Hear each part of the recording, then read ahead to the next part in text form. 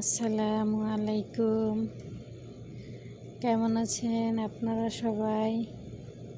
আমি তো আল্লাহর অশেষ রহমতে আপনাদের দোয়ায় এবং ভালোবাসায় আলহামদুলিল্লাহ ভালোই আছি। তবে আজ আপনাদের জন্য নিয়ে আসলাম নতুন একটি ব্লগ। তো আমার এই ব্লগটি দেখবেন, আশা করি সবাই দেখবেন এবং লাইক কমেন্ট শেয়ার করবেন এবং আমার চ্যানেলটি সাবস্ক্রাইব করবেন, পাশে থাকা বেল আইকনটি বাজিয়ে দিবেন যাতে আমার নতুন নতুন ভিডিওগুলো আপলোড হওয়ার পরেই আপনাদের ফোনে নোটিফিকেশনটি চলে যায়। তো আজ দেখা যাক, দেখতেই থাকুন আমার এই ব্লগটি। আজ হলো আমি ম্যাডামের সাথে একটা রিসোর্টে গিয়েছিলাম। সেখানে একটা কেক কাটা হয়েছিল অনেক সুন্দর করে। তো কেকটা কেটে আমি একটু বাইরে বের হয়েছি। তো ওইখানে সুন্দর একটা দোলনা ছিল, আমি একটু বসে বসে দোল খাচ্ছিলাম।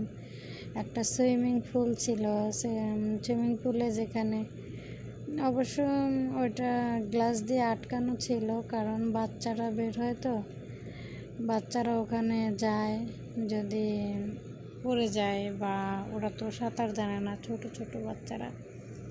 তাই আর কি আমি দোল খাচ্ছিলাম আর একটু বসে বসে ভিডিও করছিলাম। যে মোটামুটি রিসোর্টটা খারাপ না, সুন্দরই ছিল। তো এই তো আমি দোল খাচ্ছিলাম, তো খুব ভালোই লাগলো রিসোর্টটায় এসে। তো ওই যে আমার ম্যাডামের ভাইয়ের বাসায় একজন আমার ফ্রেন্ড, ওর বাড়ি শ্রীলঙ্কা।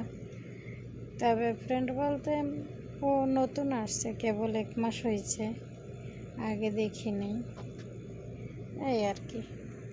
তবে ভালোই মোটামুটি।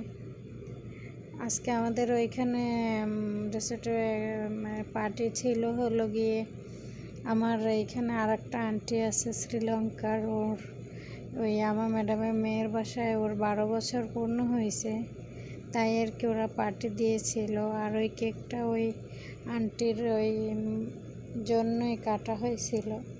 এই তো আমি একটু সামনে আগাচ্ছিলাম, একটু আগাচ্ছি, যে সুইমিং পুলের পানিগুলো দেখতেছিলাম যে কত সুন্দর। আমার ইচ্ছে করছিল আমি একটু নামি আর আমি এই পানিতে অনেকক্ষণ ভিজে থাকি, অনেক করি, কিন্তু তেমন ছিল না, স্পেস ছিল না, কারণ খুব